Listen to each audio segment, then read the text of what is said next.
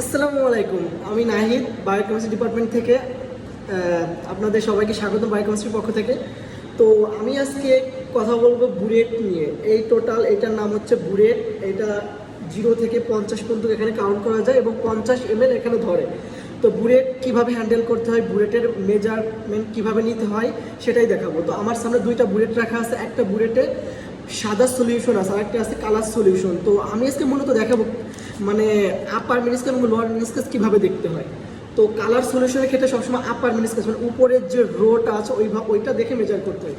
For example এখানে আছে 13 point, যদি আমি হিসাব করি আপার মিনিস্কাস 13.7, মানে আমি আপারটা দেখলাম। সেমভাবে এটা যদি লোয়ার মিনিস্কাস যদি আমি গুনতে থাকি তাহলে এখান থেকে দেখতে হবে এখানে 14 পয়েন্ট, যেহেতু লোয়ার মিনিস্কাস 14.3। তো সবসময় মনে রাখতে হবে যে এক একটা ঘর হচ্ছে, এক একটা দাগ হচ্ছে এক এক করে কাউন্ট করতে হয়। তো আমি উপর থেকে কাউন্ট করবো, নিচ থেকে কাউন্ট করলে কখনোই আমার সেটা সঠিক মাপ হবে না বা আমার রেজাল্ট কখনো সঠিক আসবে না। তো যেহেতু 1 থেকে 50 আমি সলিউশনটা যেহেতু এভাবে ঢালবো, ঢালার পর হচ্ছে আমি উপর থেকে কাউন্ট করবো।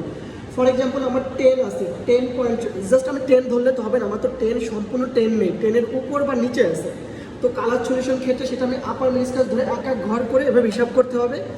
আর সব থেকে মজার কথা হচ্ছে বা সতর্কজনক কথা হচ্ছে, কখনো এই যে 50-এর নিচেই নামা যাবে না সলিউশন। 50-এর নিচে সলিউশন নেমে গেলে সেটা কখনো কাউন্ট করা যাবে না বা আপনার পুরো রেজাল্টটাই লস, মানে আপনার পুরো কষ্টটাই ব্যর্থ যাবে। তো এই সব জিনিসগুলো ভালো করে খেয়াল রাখলে সব থেকে ভালো।